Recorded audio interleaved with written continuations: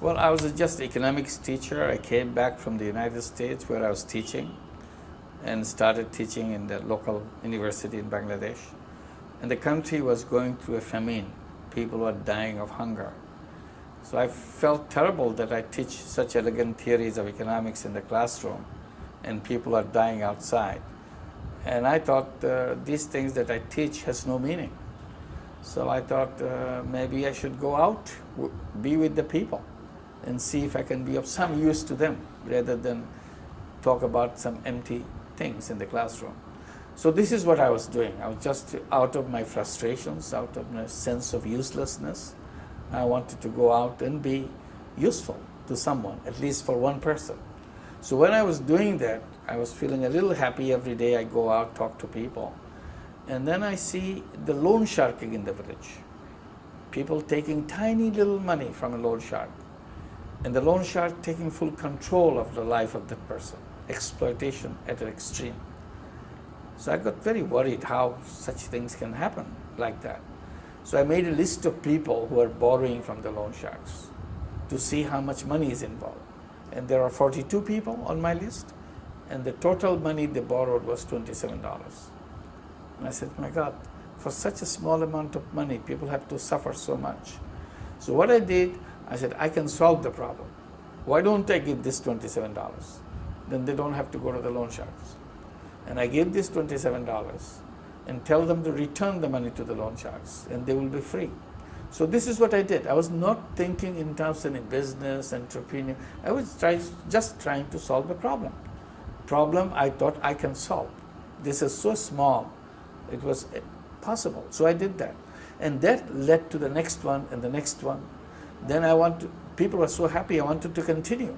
Then I thought I should link the bank with the people so that they can go to the bank, they don't have to go to loan sharks. Bank said no, bank cannot lend money to the poor people. So I started talking to them, arguing with them.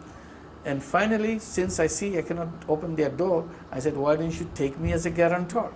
I'll sign all your papers and I take the risk and you give the money. So here I was not thinking as a businessman, simply again trying to solve the problem. But gradually it happened, they take it, but now I wanted to expand it. So I needed a bank because this bank is reluctant.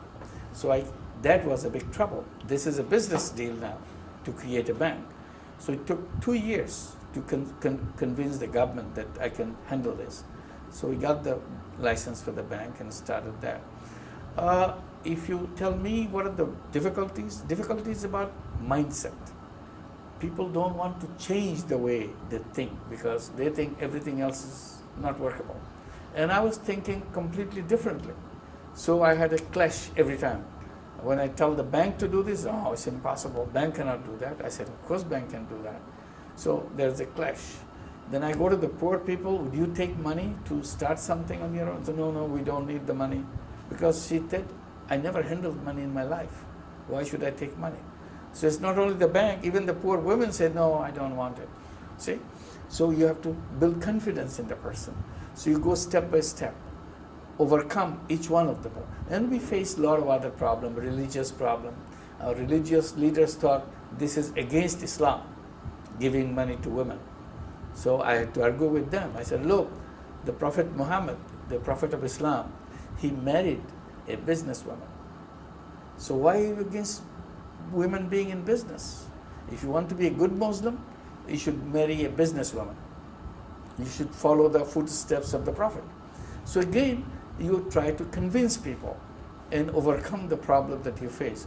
There are problems with the politicians.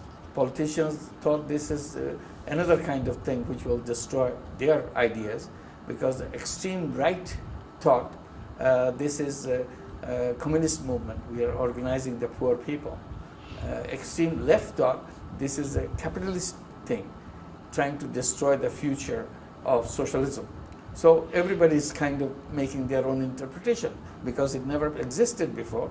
Now there's a new one which came and they are interpreting from their own angle. So here I am trying to do things in the middle of all this, religious opposition, political opposition, traditional opposition, all kinds of things. But I never gave up. So this is how it worked out.